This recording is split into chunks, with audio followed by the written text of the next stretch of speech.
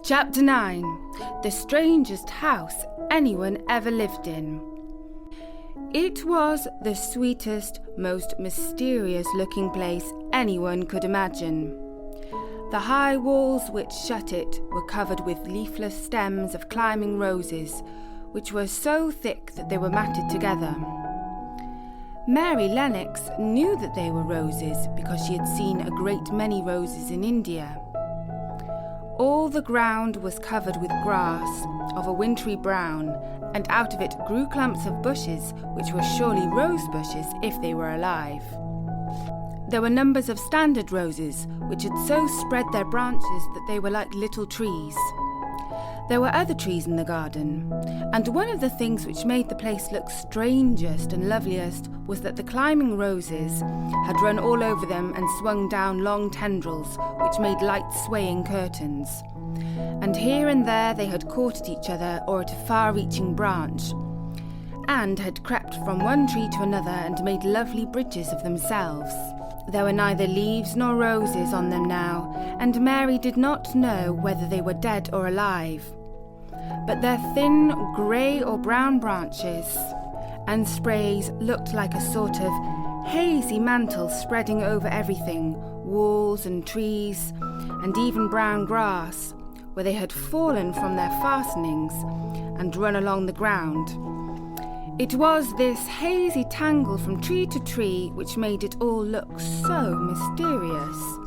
Mary had thought it must be different from other gardens which had not been left all by themselves so long, and indeed it was different from any other place she had ever seen in her life. "How still," she whispered. "How still." Then she waited a moment and listened at the stillness. The robin, who had flown to his treetop, was still as all the rest. He did not even flutter his wings. He sat without stirring and looked at Mary. "No wonder it is still," she whispered again. "I am the first person who has spoken in here for 10 years. She moved away from the door, stepping as softly as if she were afraid of waking someone. She was glad that there was grass under her feet and that her steps made no sounds. She walked under one of the fairy-like grey arches between the trees and looked up at the sprays and tendrils which formed them. "I wonder if they are all quite dead," she said. "Is all quite dead in the garden? I wish it wasn't." If she had been Ben Weatherstaff, she could have told whether the wood was alive by looking at it, but she could only see that there were only grey or brown sprays and branches, and none showed any signs of even a tiny leaf bud anywhere. But she was inside the wonderful garden, and she could come through the door under the ivy at any time, and she felt as if she had found a world all of her own. The sun was shining inside the four walls, and the high arch of blue sky over this particular piece of Misselthwaite seemed even more brilliant and soft than it was over the moor. The robin flew down from his treetop and hopped about or flew after her from one bush to another. He chirped a good deal and had a very busy air, and she seemed to be hundreds of miles away from anyone, but somehow she did not feel lonely at all. All that troubled her was her wish that she knew whether all the roses were dead, or if perhaps some of them had lived and might put out leaves and buds as the weather got warmer. She did not want it to be quite a dead garden. If it were a quite alive garden, how wonderful it would be, and what thousands of roses would grow on every side. Her skipping rope had hung over her arm when she came in, and after she'd walked about for a while, she thought she would skip around the whole garden, stopping when she wanted to look at things. There seemed to have been grass paths here and there, and in one or two corners there were alcoves of evergreen, with stone seats or tall moss-covered flower urns in them. As she came near the second of these alcoves, she stopped skipping. There had once been a flower bed in it, and she thought she saw something sticking out of the black earth, some sharp little pale green points.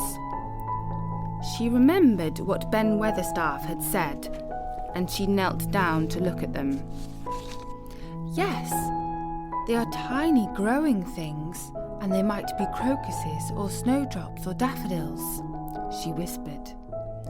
She bent very close to them and sniffed the fresh scent of the damp earth. She liked it very much.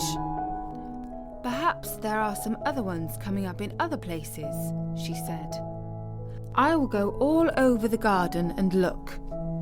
She did not skip, but walked. She went slowly and kept her eyes on the ground. She looked in the old border beds and among the grass, and after she had gone round, trying to miss nothing, she had found ever so many more sharp, pale green points, and she had become quite excited again. It isn't a quite dead garden, she cried out softly to herself. Even if the roses are dead, there are other things alive.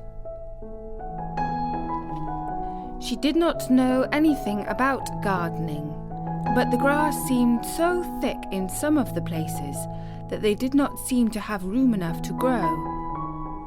She searched about until she found a rather sharp piece of wood and knelt down and dug and weeded out the weeds and grass until she made nice little clear places around them. Now they look as if they could breathe, she said, after she had finished with the first ones. I'm going to do ever so many more. I'll do all I can see. If I haven't time today, I can come tomorrow. She went from place to place and dug and weeded and enjoyed herself so immensely that she was led on from bed to bed and into the grass under the trees. The exercise made her so warm that she first threw her coat off, and then her hat, and without knowing it, she was smiling down onto the grass and the pale green points all the time. The robin was tremendously busy. He was very much pleased to see gardening begun on his own estate. He had often wondered at Ben Weatherstaff. Where gardening is done, all sorts of delightful things to eat are turned up with the soil. Now here was this new kind of creature who was not half Ben's size, and yet had the sense to come into his garden and begin at once. Mistress Mary worked in her garden until it was time to go to her midday dinner. In fact, she was rather late in remembering, and when she put on her coat and hat and picked up her skipping rope, she could not believe that she had been working 2 or 3 hours. She had been actually happy all the time, and dozens of the tiny pale green points were to be seen in cleared places, looking twice as cheerful as they had looked before when the grass and weeds had been smothering them.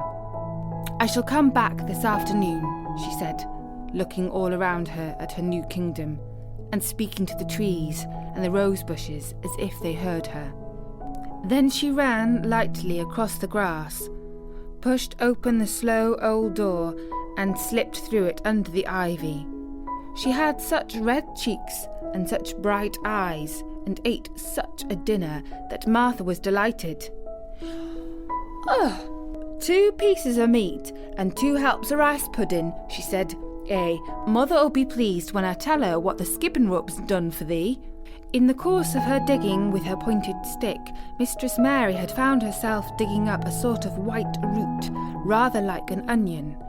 She had put it back in its place and had patted the earth carefully down on it. And just now she wondered if Martha could tell her what it was. "Martha," she said, "what are those white roots that look like onions?" "They're bulbs." answered Martha. "Lots of spring flowers grow from them. The very little ones are snowdrops and crocuses, and the big ones are narcissuses and jonquils and daffodillies. The biggest of all is lilies and purple flags. They're nice. Dickon's got a whole lot of them planted in our bit of garden." "Does Dickon know all about them?" asked Mary, a new idea taking possession of her. "Our Dickon can make a flower grow out of a brick wall. Mother says he just whispers things out of the ground. Do bulbs live a long time?" "Would they live years and years if no one helped them?" inquired Mary anxiously. "They're things as helps themselves," said Martha. "That's why poor folk can afford to have 'em. If you don't trouble 'em, most of 'em will work away underground for a lifetime and spread out and have little uns. There's a place in the park in the woods here where there's snowdrops by thousands. There's the prettiest sight in Yorkshire where the spring comes. No one knows when they was first planted." "I wish I had a little spade," she said. "Whatever does thou want a spade for?" asked Martha, laughing. "Art thou going to take to digging?" "I must tell Mother that too." Mary looked at the fire and pondered a little. She must be careful if she meant to keep her secret kingdom. She wasn't doing any harm, but if Mr. Craven found out about the open door, he would be fearfully angry and get a new key and lock it up forevermore. She really could not bear that. "This is such a big, lonely place," she said slowly, as if she were turning matters over in her mind. "The house is lonely, and the park is lonely, and the gardens are lonely. So many places seem shut up. I never did many things in India, but there were more people to look at, natives and soldiers marching by, and sometimes bands playing, and my ayah told me stories. There is no one to talk to here except you and Ben Weatherstaff. And you have to do your work, and Ben Weatherstaff won't speak to me often. I thought if I had a little spade, I could dig somewhere as he does. And I might make a little garden, if he would give me some seeds." Martha's face quite lighted up. "There now," she exclaimed. "If that wasn't one of the things Mother said. She says there's such a lot of room in that big place. Why don't they give her a bit for herself, even if she doesn't plant nothing but parsley and radishes?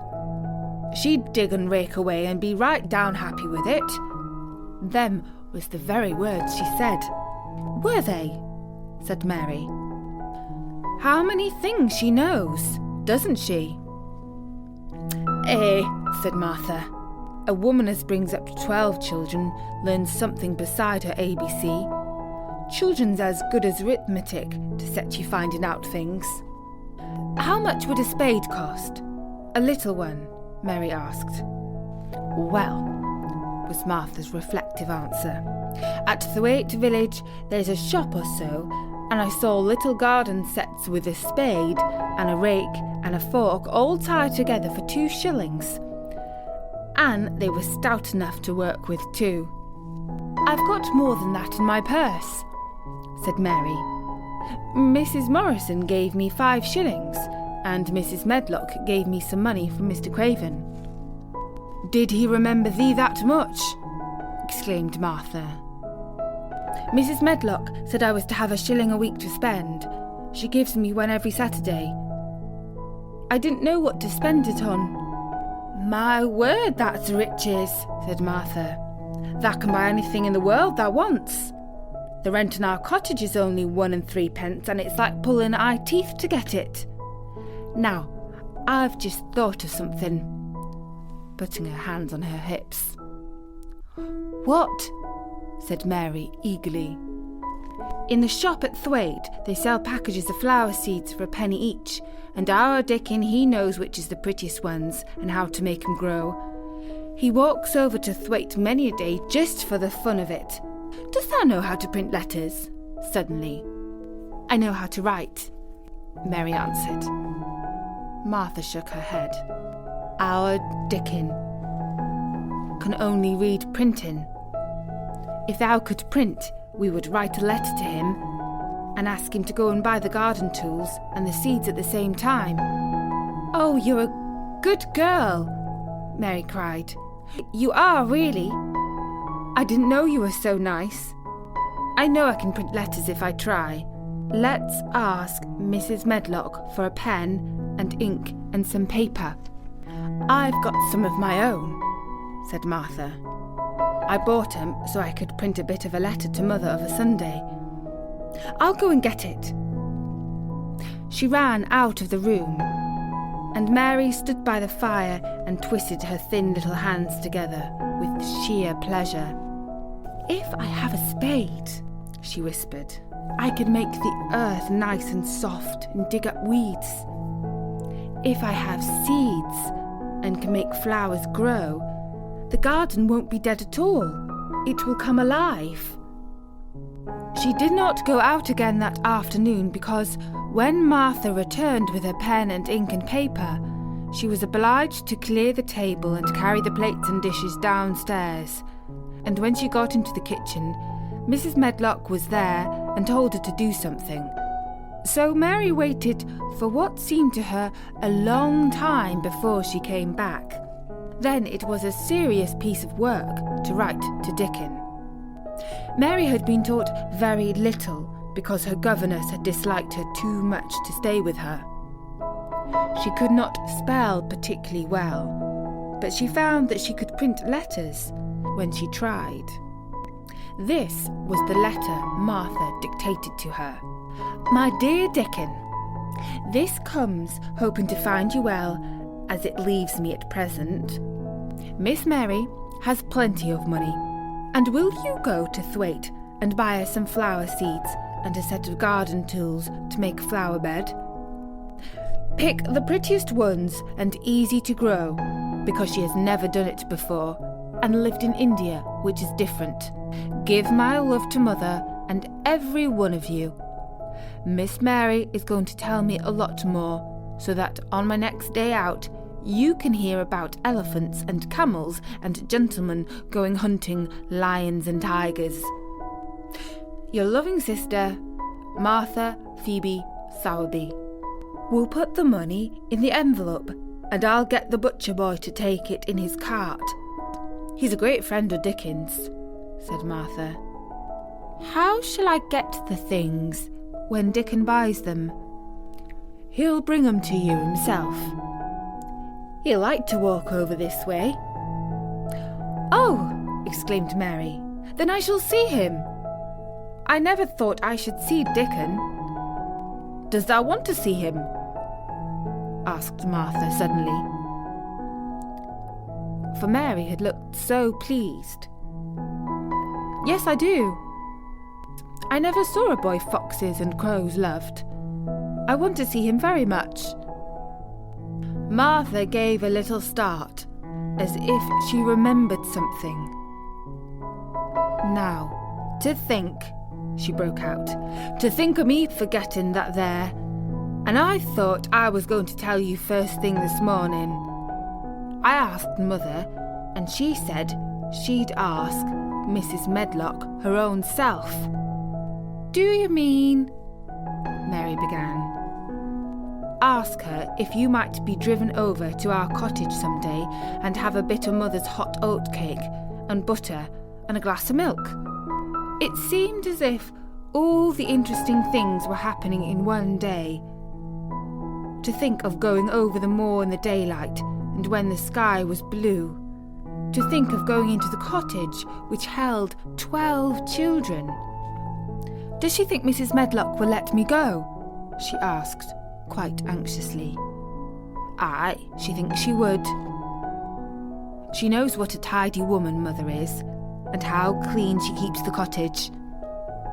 If I went, I should see your mother as well as Dickon, said Mary, thinking it over and liking the idea very much.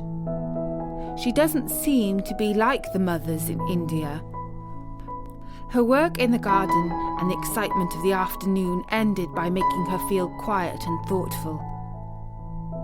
Martha stayed with her until tea time, but they sat in comfortable quiet and talked very little. But just before Martha went downstairs for the tea tray, Mary asked a question. Martha, she said, has the scullery maid had the toothache again today? Martha certainly started slightly. What makes thee ask that? Because when I waited so long for you to come back, I opened the door and walked down the corridor to see if you were coming, and I heard that far-off crying again, just as we heard it the other night. There isn't a wind today, so you see it couldn't have been the wind. Said Martha restlessly. Thou mustn't go walking about in the corridors and listening. Mr. Craven would be that there angry that there's no knowing what he'd do.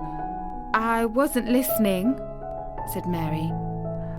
I was just waiting for you and I heard it.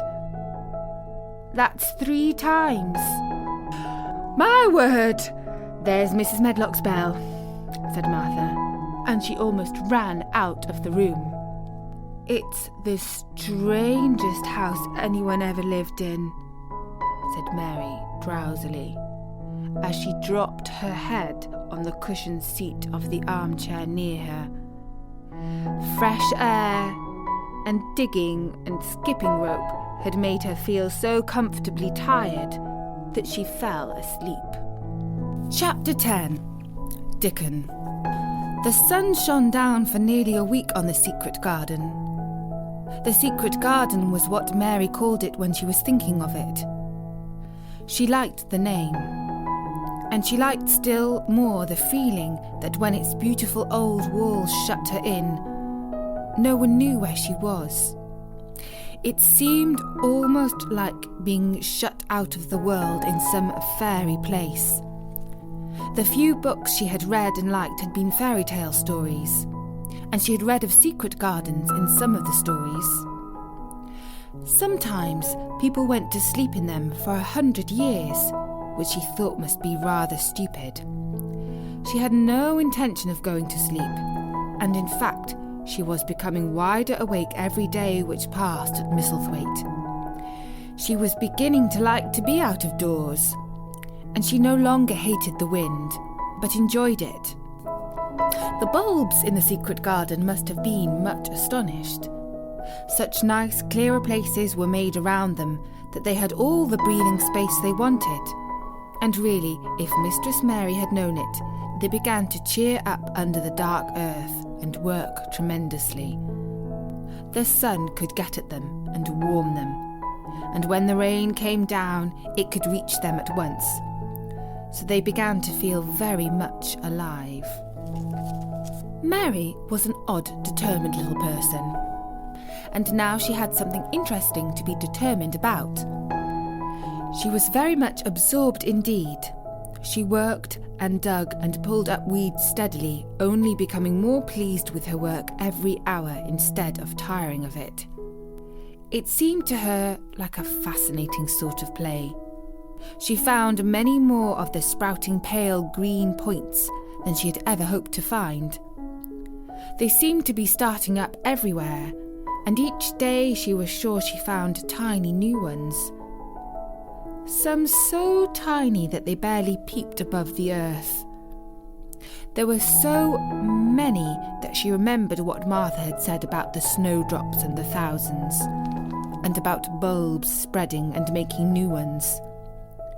These had been left to themselves for 10 years. And perhaps they had spread like the snowdrops into thousands. She wondered how long it would be before they showed that they were flowers. Sometimes she would stop digging to look at the garden and to try to imagine what it would be like when it was covered with thousands of lovely things in bloom. During the week of sunshine, she became more intimate with Ben Weatherstaff. She surprised him several times by seeming to start up beside him as if she sprang out of the earth. The truth was that she was afraid that he would pick up his tools and go away if he saw her coming, so she always walked towards him as silently as possible. In fact, he did not object to her as strongly as he had at first. Perhaps he was secretly rather flattered by her evident desire for his elderly company. Then also, she was more civil than she had been.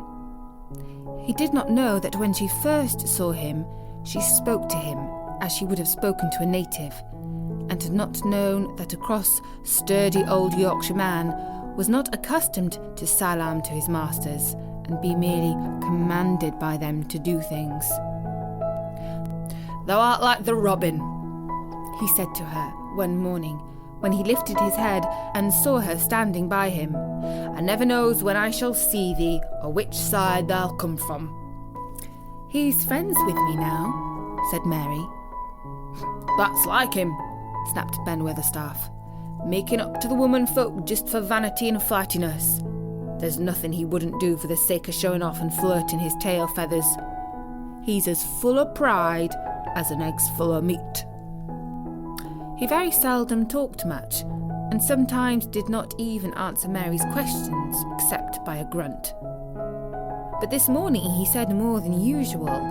He stood up and rested one hobnailed boot on top of his spade while he looked her over. "How long has thou been here?" he jerked out. "I think it's about a month," she answered. "Thou's beginning to do Musselthwaite credit," he said. "Thou's a bit fatter than thou was, and thou's not quite so yellow.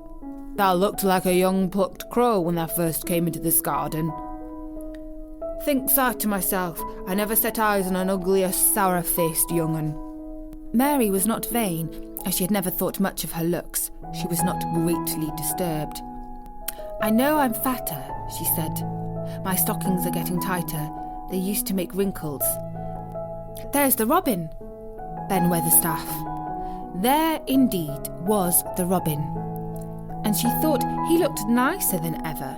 His red waistcoat was as glossy as satin, and he flirted his wings and tail, and tilted his head, and hopped about with all sorts of lively graces. He seemed determined to make Ben Weatherstaff admire him, but Ben was sarcastic. "Aye, there thou art," he said. "Thou can put up with me for a bit sometimes when thou's got no one better. Thou's been redding up thy waistcoat and polishing thy feathers this 2 weeks. I know what thou's up to. Thou's courting some bold young madam somewhere, telling thy lies to her about being the finest cock robin on Musselthwaite, and ready to fight all the rest of them." "Oh, look at him!" exclaimed Mary. The robin was evidently in a fascinating, bold mood. He hopped closer and closer, and looked at Ben Weatherstaff more and more engagingly. He flew onto the nearest currant bush and tilted his head and sang a little song right in front of him. "Thou thinks thou'll get over me by doing that," said Ben, wrinkling his face up in such a way that Mary felt sure he was trying not to look pleased. "Thou thinks no one can stand out against thee. That's what thou thinks." The robin spread his wings. Mary could scarcely believe her eyes. He flew right up to the handle of Ben Weatherstaff's spade and alighted on top of it. Then the old man's face wrinkled itself slowly into a new expression. He stood still as if he were afraid to breathe, as if he would not have stirred for the whole world, lest his robin should start away. He spoke in a quiet whisper. "Well, I'm danged," he said softly, as if he was saying something quite different. Thou dost not know how to get at a chap, thou does. That's fair and earthly, that's so knowing. And he stood, without stirring, almost without drawing his breath, until the robin gave another flirt to his wings and flew away. Then he stood looking at the handle of the spade as if there might be magic in it, and then he began to dig again and said nothing for several minutes. But because he kept breaking into a slow grin now and then, Mary was not afraid to talk to him. "Have you a garden of your own?" she asked. "No, I'm a bachelor and lodge, with Martin at the gate." "If you had one," said Mary, "what would you plant?" "Cabbages and tatters and onions." "But if you wanted to make a flower garden," persisted Mary, "what would you plant?" "Bulbs and sweet-smelling things, but mostly roses." Mary's face lightened up. "Do you like roses?" she said. Ben Weatherstaff rooted up a weed and threw it aside before he answered. "Well, yes, I do. I was learned that by a young lady I was gardener to. She had a lot in place she was fond of, and she loved 'em like they was children or robins. I've seen her bend over and kiss 'em." He dragged out another weed and scowled at it. There were as much as 10 years ago. "Where is she now?" asked Mary, much interested. "Heaven," he answered, and drove his spade deep into the soil. "According to what parson says." "What happened to the roses?" Mary asked again, more interested than ever. "They was left to themselves." Mary was becoming quite excited. "Do roses quite die when they're left to themselves?" she ventured.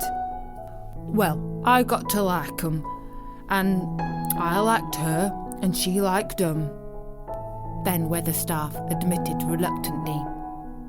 "Once or twice a year I'd go and work at 'em, a bit of pruning 'em and digging about the roots. They run wild, but they was in rich soil, so some of 'em lived. When they have no leaves and look grey and brown and dry, how can you tell whether they are dead or alive?" inquired Mary. "Wait till spring gets at 'em. Wait till the sun shines out in the rain, and the rain falls on the sunshine, and then they'll find out." How?" cried Mary, forgetting to be careful. "Look along 'em twigs and branches, and if they see a bit of a brown lump swelling here and there, watch it after the warm rain and see what happens." He stopped suddenly and looked curiously at her eager face. "Why does thou care so much about roses and such all of a sudden?" he demanded. Mistress Mary felt her face grow red. She was almost afraid to answer. "I want to play that I have a garden of my own," she stammered. There is nothing for me to do. I have nothing and no one." "Well," said Ben Weatherstaff slowly, as he watched her, "that's true. Thou hasn't." He said it in such an odd way that Mary wondered if he was actually a little sorry for her. She had never felt sorry for herself. She had only felt tired and cross because she disliked people and things so much. But now the world seemed to be changing and getting nicer. If no one found out about the secret garden, she should enjoy herself, always. She stayed with him for 10 or 15 minutes longer and asked him as many questions as she dared. He answered every one of them in his queer grunting way, and he did not seem really cross, and did not pick up his spade and leave her. He said something about roses just as she was going away, and it reminded her of the ones he had said he had been fond of. "Do you go and see those other roses now?" she asked. "Not me this year. My rheumatics has made me too stiff in the joints," He said it in his grumbling voice, and then quite suddenly he seemed to get angry with her, though she did not see why he should. "Now look here," he said sharply. "Don't let ask too many questions. Thou art the worst wench for asking questions I've ever come across. Get thee gone and play thee. I've done talking for today." And he said it so crossly that she knew that there was not the least use in staying another minute. She went skipping slowly down the outside walk, thinking him over and saying to herself that, queer as it was, here was another person whom she liked in spite of his crossness. She liked old Ben Weatherstaff. Yes, she did like him. There was a laurel-hedged walk which curved around the secret garden and ended at a gate which opened into a wood in the park. She thought she would slip around this walk and look into the wood and see if there were any rabbits hopping about.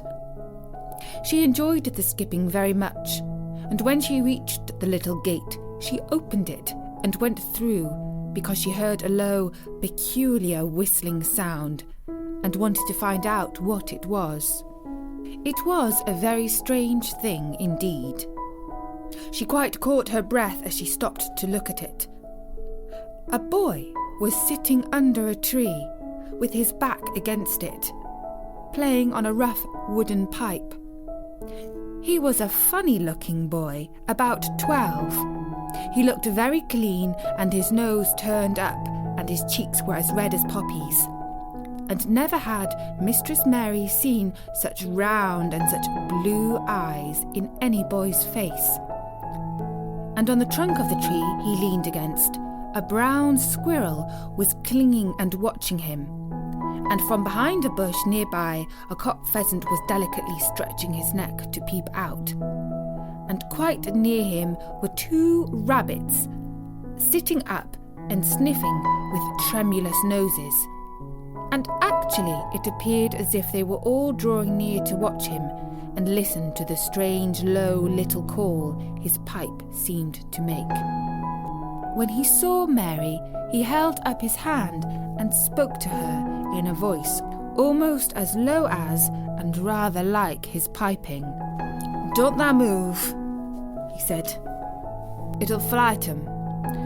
Mary remained motionless. He stopped playing his pipe and began to rise from the ground.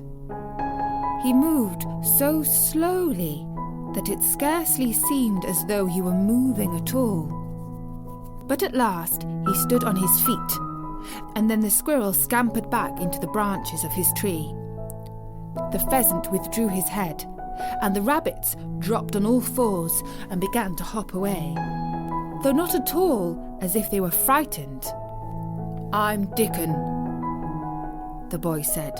"I know thou art Miss Mary." Then Mary realised that somehow she had known at first that he was Dickon. Who else could have been charming rabbits and pheasants as the natives charm snakes in India? He had a wide, red, curving mouth, and his smile spread all over his face. "I got up slow," he explained, "because if thou makes a quick move, it startles 'em. A body as to move gentle and speak low when wild things is about." He did not speak to her as if they had never seen each other before, but as if he knew her quite well. Mary knew nothing about boys, and she spoke to him a little stiffly because she felt rather shy. "Did you get Martha's letter?" she asked. He nodded his curly, rust-coloured head. "That's why I come." He stopped to pick up something which had been lying on the ground beside him when he piped. "I've got the garden tools. There's a little spade, and a rake and a fork and a hoe. They're good uns. There's a trowel too, and the woman in the shop threw in a packet of white poppy and one a blue larkspur when I bought the seeds." "Will you show the seeds to me?" Mary said. She wished she could talk as he did. His speech was so quick and easy, it sounded to her as if he liked her, and was not the least afraid she would not like him. Though he was only a common moor boy, in patched clothes, and with a funny face and a rough, rusty red head. As she came closer to him, she noticed that there was a clean, fresh scent of heather and grass and leaves about him, almost as if he were made of them. She liked it very much, and when she looked into his funny face with the red cheeks and round blue eyes, she had forgot that she had felt shy. "Let us sit down on this log and look at them," she said. They sat down, and he took a clumsy little brown paper package out of his coat pocket. He untied the string, and inside there were ever so many neater and small packages, with a picture of a flower on each one. "There's a lot of mignonette and poppies," he said. "Mignonette's the sweetest smelling thing as it grows, and it'll grow wherever you cast it, same as poppies will. Them as'll come up and bloom if you just whistle to 'em. Them's the nicest of all." He stopped and turned his head quickly, his poppy-cheeked face lighting up. "Where's that robin as is calling us?" he said. The chirp came from a thick holly bush, bright with scarlet berries, and Mary thought she knew who it was. "Is it really calling us?" she asked. "Aye," said Dickon, as if it was the most natural thing in the world. "He's calling someone he's friends with. That's same as saying, 'Here I am, look at me. I wants a bit of a chat.' There he is in the bush. Who is he?" "He's Ben Weatherstaff's, but I think he knows me a little," answered Mary. "Aye, he knows thee," said Dickon, in his low voice again. "And he likes thee. He's took thee on. He'll tell me all about thee in a minute." He moved quite close to the bush with a slow movement Mary had noticed before, and then he made a sound almost like the robin's own twitter. The robin listened a few seconds, intently, and then answered quite as if he were replying to a question. "Aye, he's a friend of yours," chuckled Dickon. "Do you think he is?" cried Mary eagerly. She did so want to know. "Do you think he really likes me?" "He wouldn't come near thee if he didn't," answered Dickon. "Birds is rare choosers, and a robin can flout a body worse than a man. See, he's making up to thee now. Can others see a chap?" he's saying. And it really seemed as if it must be true. He so sidled and twittered and tilted as he hopped on his bush. "Do you understand everything birds say?" said Mary. Dickon's grin spread until he seemed all wide, red, curving mouth, and he rubbed his rough hand. "I think I do, and they think I do," he said. "I've lived on the moor with 'em so long. I've watched 'em break shell and come out and fledge and learn to fly and begin to sing, till I think I'm one of 'em. Sometimes I think perhaps I'm a bird or a fox or a rabbit or a squirrel or even a beetle, and I don't know it." He laughed and came back to the log and began to talk about the flower seeds again. He told her what they looked like when they were flowers. He told her how to plant them and watch them and feed and water them. "See here," he said suddenly, turning round to look at her. "I'll plant them for thee myself. Where is thy garden?" Mary's thin hands clutched each other as they lay on her lap. She did not know what to say. So for a whole minute she said nothing.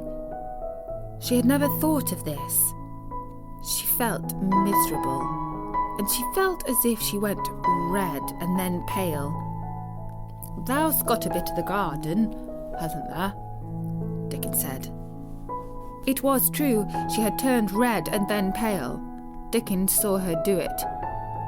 And as she still said nothing, he began to be puzzled. "Wouldn't they give thee a bit?" he asked. "Hasn't thou got any yet?" She held her hands tighter and turned her eyes towards him. "I don't know anything about boys," she said slowly. "Could you keep a secret if I told you one? It's a great secret.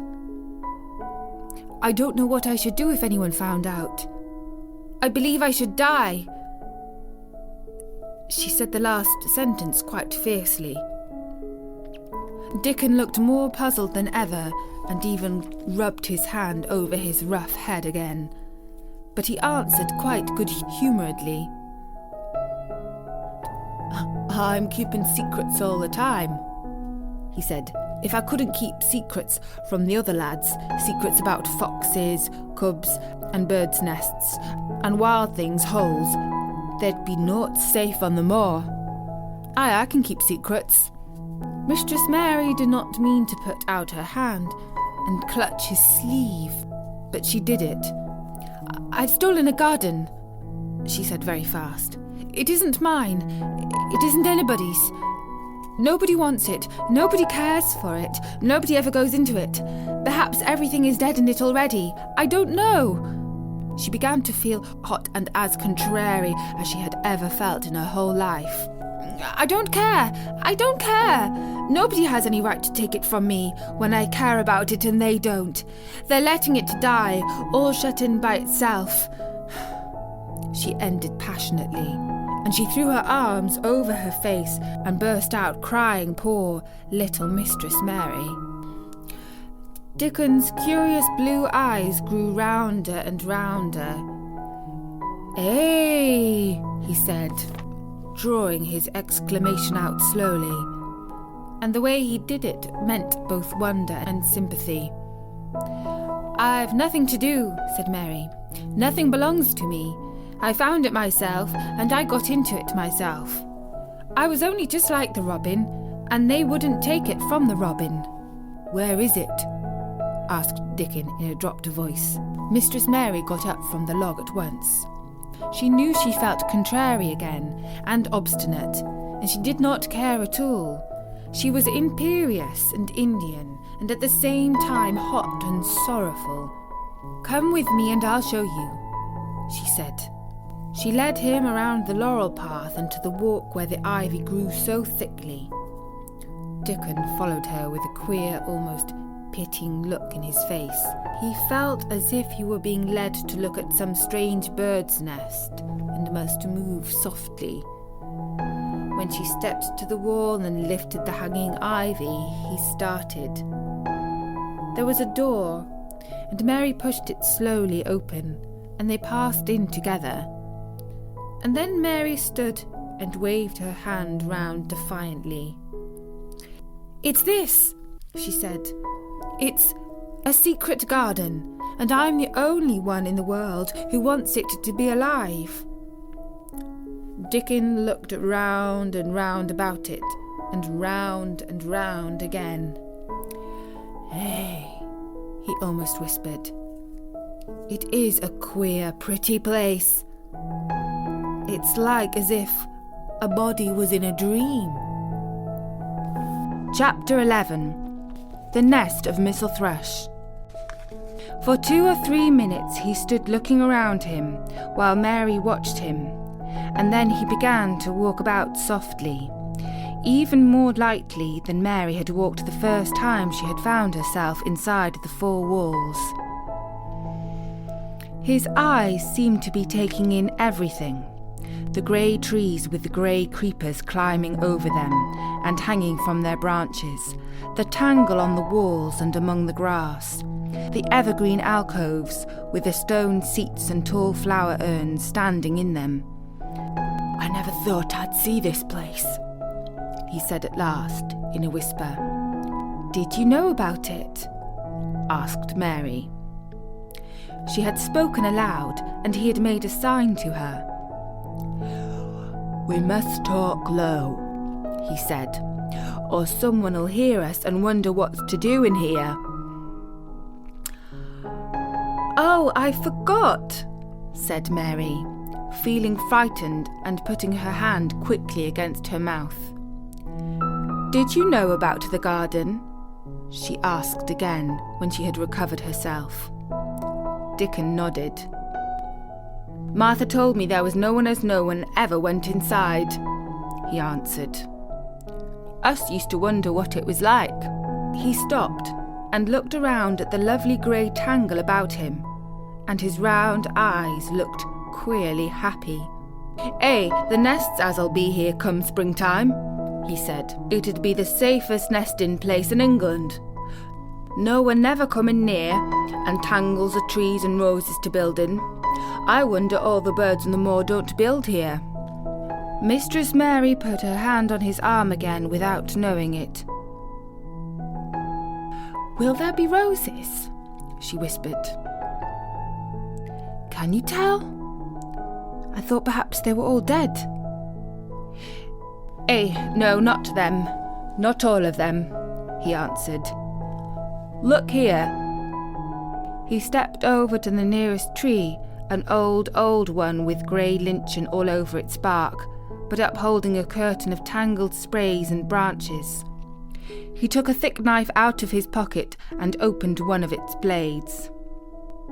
"There's lots of dead wood as ought to be cut out," he said, "and there's a lot of old wood. But it made some new last year. This here's a new bit." And he touched a shoot which looked brownish green instead of hard, dry grey. Mary touched it herself in an eager, reverent way. "That one," she said. "Is that one quite alive?" Dickon curved his wide, smiling mouth. "It's as wick as you or me," he said. And Mary remembered that Martha had told her that wick meant alive or lively. "I'm glad it's wick," she cried out in her whisper. "I want them all to be wick. Let us go round the garden and count how many wick ones there are." She quite panted with eagerness, and Dickon was as eager as she was. They went from tree to tree and from bush to bush. Dickon carried his knife in his hand and showed her the things which she thought wonderful. "They've run wild," he said, "but the strongest one has fair thrived on it.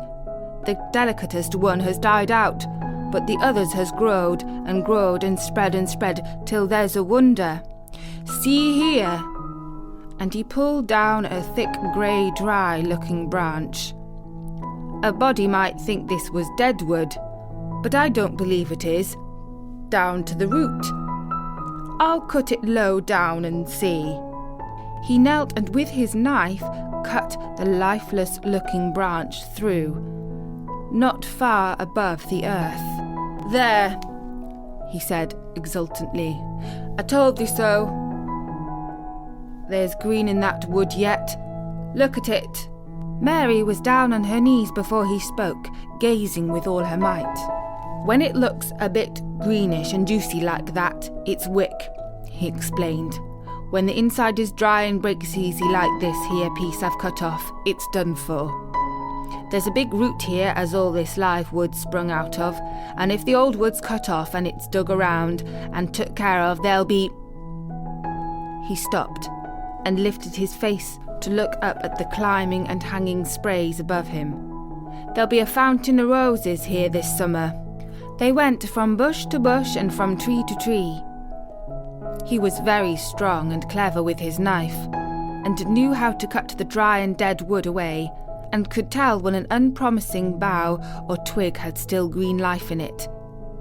In the course of half an hour Mary thought she could tell too, and when he cut through a lifeless-looking branch, she would cry out joyfully under her breath when she caught sight of the least shade of moist green. The spade and hoe and fork were very useful. He showed her how to use the fork while he dug about roots with the spade and stirred the earth and let the air in. They were working industriously round one of the biggest standard roses when he caught sight of something which made him utter an exclamation of surprise. "Why," he cried, pointing to the grass a few feet away. "Who did that there?" It was one of Mary's own little clearings round the pale green points. "I did it," said Mary. "Why, I thought I didn't know nothing about gardening," he exclaimed. "I don't," she answered. "But they were so little, and the grass was so thick and strong, and they looked as if they had no room to breathe, so I made a place for them. I don't even know what they are." Dickon went and knelt down by them, smiling his wide smile. "Thou was right," he said. "A gardener couldn't have told thee better. They'll grow now like Jack's beanstalk. There's crocuses and snowdrops, and these here's narcissuses," turning to another patch. "And here's daffydowndillies. They will be a sight." He ran from one clearing to another. "Thou's done a lot of work for such a little wench," he said, looking her over. "I'm growing fatter," said Mary, "and I'm growing stronger. I used always to be tired. When I dig, I'm not tired at all. I like to smell the earth when it's turned up." "It's rare good for thee," he said, nodding his head wisely.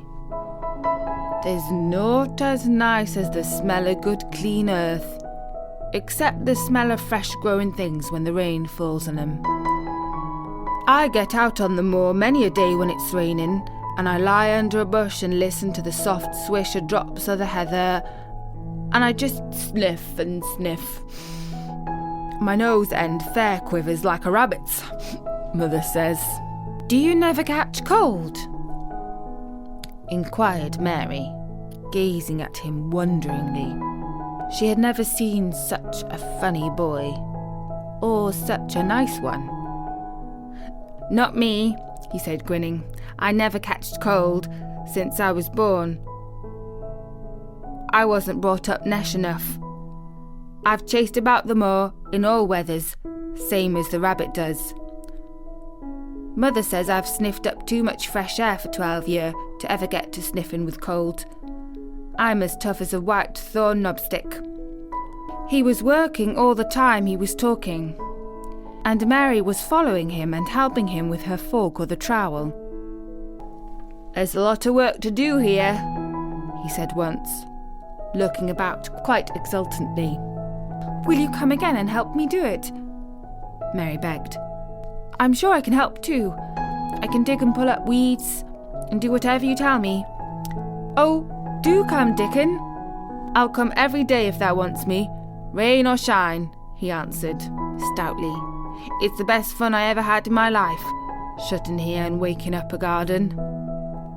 "If you will come," said Mary, "if you will help me to make it alive, I don't know what I'll do," she ended helplessly. "What could you do for a boy like that?" "I'll tell thee what thou'll do," said Dickon, with his happy grin. "Thou'll get fat and thou'll get as hungry as a young fox, and thou'll learn how to talk to the robin same as I do. We'll have a lot of fun." He began to walk about, looking up in the trees and at the walls and bushes with a thoughtful expression. "I wouldn't want to make it look like a gardener's garden, all clipped and spick and span, would you?" he said. "It's nicer like this with things running wild and swinging and catching hold of each other." "Don't let us make it tidy," said Mary anxiously. "It wouldn't seem like a secret garden if it was tidy." Dickon stood rubbing his rusty red head with a rather puzzled look. "It's a secret garden, sure enough," he said, "but seems like one besides the robin must have been in it since it was shut up 10 years ago." "But the door was locked and the key was buried," said Mary. "No one could get in." "That's true," he answered. "It's a queer place. Seems to me as if there'd been a bit of pruning done here and there, later than 10 years ago. But how could it have been done? Said Mary. He was examining a branch of a standard rose, and he shook his head. Aye, how could it? He murmured. With the door locked and the key buried. Mistress Mary always felt that however many years she lived, she should never forget that first morning when her garden began to grow. Of course, it did seem to begin to grow for her that morning. When Dickon began to clear places to plant seeds, she remembered what Basil had sung at her when he wanted to tease her. Are there any flowers that look like bells? She inquired. Lilies of the valley does, he answered, digging away with a trowel. And there's Canterbury bells and campanulas. Let's plant some, said Mary. There's lilies of the valley here already. I saw 'em. They'll have grown too close and we'll have to separate 'em, but there's plenty. The other ones take 2 years to bloom from the seed, but I can bring you some bits of plants from our cottage garden. What does thou want 'em? Then Mary told him about Basil and his brothers and sisters in India, and of how she had hated them, and of their calling her Mistress Mary quite contrary. They used to dance round and sing at me. They sang, Mistress Mary, quite contrary, how does your garden grow? With silver bells and cockle shells and marigolds all in a row. I just remembered it, and it made me wonder if there were really flowers like silver bells. She frowned a little and gave her trowel a rather spiteful dig into the earth. I wasn't as contrary as they were, but Dickon laughed. Hey, he said. As he crumbled the rich black soil, she saw he was sniffing up the scent of it. There doesn't seem to be no need for one to be contrary when there's flowers and such like and such lots of friendly wild things running about and making homes for themselves, or building nests and singing and whistling, does there? Mary, kneeling by him holding the seeds, looked at him and stopped frowning. Dickon, she said, you are as nice as Martha said you were. I like you, and you are the 5th person. I never thought I should like 5 people. Dickon sat up on his heels as Martha did when she was polishing the grate. He did look funny and delightful, Mary thought, with his round blue eyes and red cheeks and happy-looking turned-up nose. Only 5 folks as I likes, he said. Who is the other 4? Your mother and Martha. Mary checked them off on her fingers. And the Robin and Ben Weatherstaff. Dickon laughed so that he was obliged to stifle the sound by putting his arm over his mouth. I know thou thinks I'm a queer lad, he said, but I think thou art the queerest little lass I ever saw. Then Mary did a strange thing. She leaned forward and asked him a question she had never dreamed of asking anyone before. And she tried to ask it in Yorkshire because that was his language, and in India a native was always pleased if you knew his speech. Does thou like me? She said. Eh, he answered heartily, that I does. I likes thee wonderful, and so does the robin, I do believe. That's 2 then, said Mary. That's 2 for me. And then they began to work harder than ever and more joyful. Mary was startled and sorry when she heard the big clock in the courtyard strike the hour of her midday dinner. I shall have to go, she said mournfully. And you will have to go too, won't you? Dickon grinned. My dinner's as easy to carry about with me, he said. Mother always lets me put a bit of something in my pocket. He picked up his coat from the grass and brought out of a pocket a lumpy little bundle tied up in a quite clean, coarse blue and white handkerchief. It held 2 thick pieces of bread with a slice of something laid between them. It's often not but bread, he said, but I've got a fine slice of fat bacon with it today. Mary thought it looked like a queer dinner, but he seemed ready to enjoy it. "Run on and get thy victuals," he said. "I'll be done with mine first. I'll get some more work done before I start back home." He sat down with his back against the tree. "I'll call the robin up," he said, "and I'll give him the rind of bacon to peck at. He likes a bit of fat wonderful." Mary could scarcely bear to leave him. Suddenly it seemed as if he might be a sort of wood fairy who might be gone when she came into the garden again. He seemed too good to be true. She went slowly halfway to the door in the wall, and then she stopped and went back. "Whatever happens, you never would tell," she said. His poppy-coloured cheeks were distended with his first big bite of bread and bacon, but he managed to smile encouragingly. "If there was a missel thrush, and showed me where thy nest was, does thou think I'd tell anyone?" "Not me," he said. "Thou art as safe as a missel thrush." And she was quite sure she was.